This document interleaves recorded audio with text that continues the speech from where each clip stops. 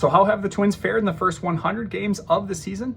That's right, following the 5-2 loss to the Los Angeles Dodgers on Monday night, the Twins have completed 100 games of their season. They are 48-52 with a -11 run differential. And despite being just 4 games under 500, they have fallen into third place into the standings. And as of Tuesday, Jon Heyman of the New York Post is reporting that the Twins are seriously listening to offers on some of their rental players, including Danny Coulombe, Harrison Bader, and Willie Castro. So a team that was projected or predicted by many to win the division, not handedly, so it wasn't a lock, but they were projected by many to win the American League Central here in 2025, is now in third place and looks to be selling and looking towards 2026 for the rest of the season.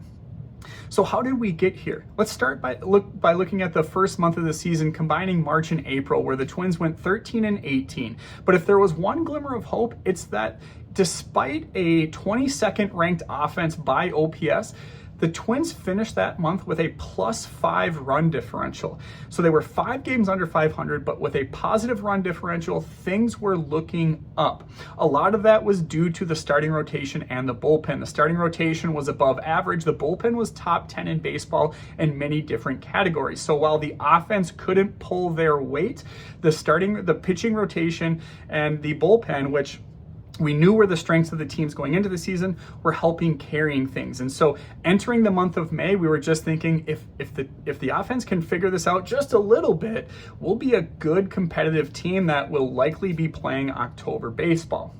Things got even better in May. They went 18-8. They were on that 13-game winning streak. They finished the month 26 runs with a positive 26 run differential, 31-26. So they're above 500 at this point. Their run differential is at a +31, and the offense did their job in a way. They were producing a 709 OPS, which was 17th in baseball. So roughly average, a little bit below average. But what might have been the red flag was that Cody Clemens in the month of May was arguably the top Twins hitter with a 985 OPS. And now Cody Clemens has been a great story. He's still a key contributor for the Twins at this point, but I think that says a lot about the offensive and where it's at. Somebody who was DFA'd, and he's been kind of a journeyman at this point, was able to be a key contributor for a team that had playoff hopes at the beginning of the season. I think that says a lot about where things are at and the state of the Twins offense. Moreover, in the month of May, the starting rotation and the bullpen combined to be one of the best duos in all of baseball. The starting rotation had a FIP that ranked 5th in baseball and a strikeout minus walk rate that ranked 7th in baseball, whereas the bullpen was number 1 in both of those categories. So in the month of May, they were quite literally the best bullpen in all of baseball. And so going into June, again, 5 games above 500, a positive 31 run differential, that 13-game winning streak fresh in our mind, things are starting to look up. And then the bottom fell out. Pablo Lopez gets hurt early in June. That leads to a historically bad stretch for the starting rotation, where they were 25th in FIP and 20th in strikeout minus walk rate. The bullpen was gassed, overused, and just really struggled to be productive in the month. All of that said, they were still just an average bullpen. And moreover, the offense actually turned it on in the month of June with a 742 OPS. That was 10th best in baseball.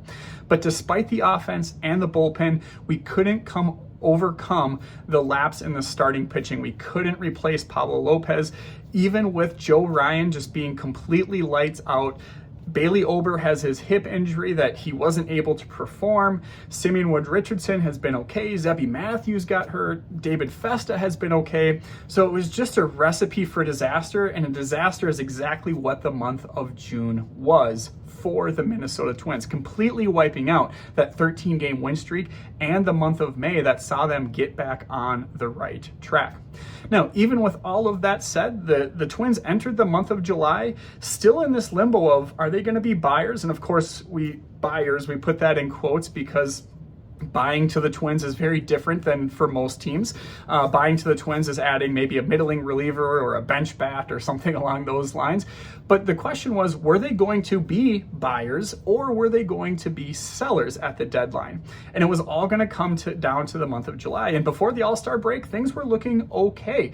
They had competed pretty well before the All-Star break. Buxton was on fire. Joe Ryan kept dealing positive vibes everywhere, with those two being named to the All-Star game and then having an impact on the All-Star game.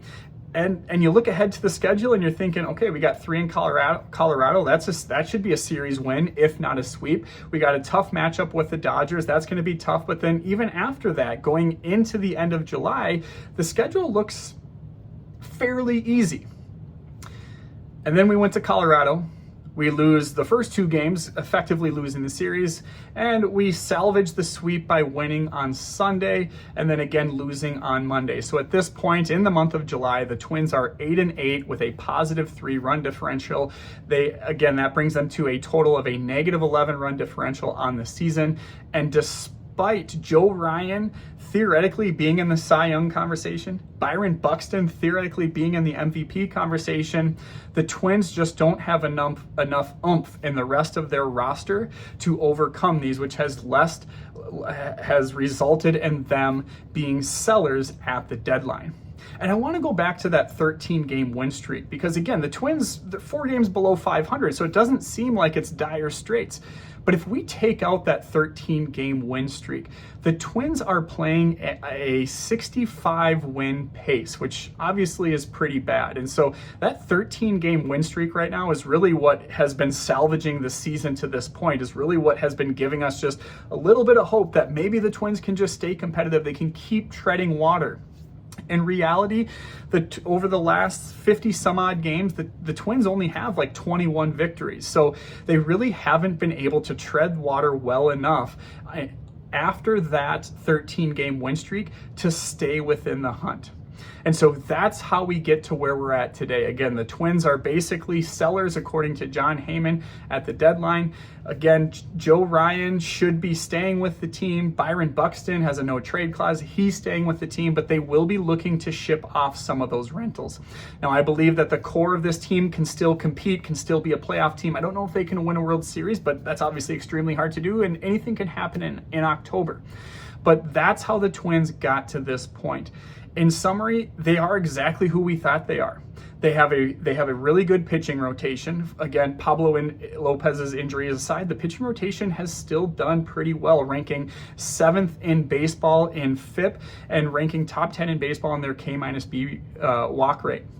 And then you look at the bullpen. Bullpen has been elite, one of the best in baseball, arguably the best in baseball, with Joe Duran having a career year on top of what's already been a very successful career. But all of that has resulted in the Twins selling. It has resulted in the first 100 games of the season being a complete letdown. So what are your thoughts on the first 100 games of the season? What do the Twins need to accomplish in the next 62 games to give you some positive hope for the 2026 season? Let me know in the comments, and of course, visit twinsdaily.com for more.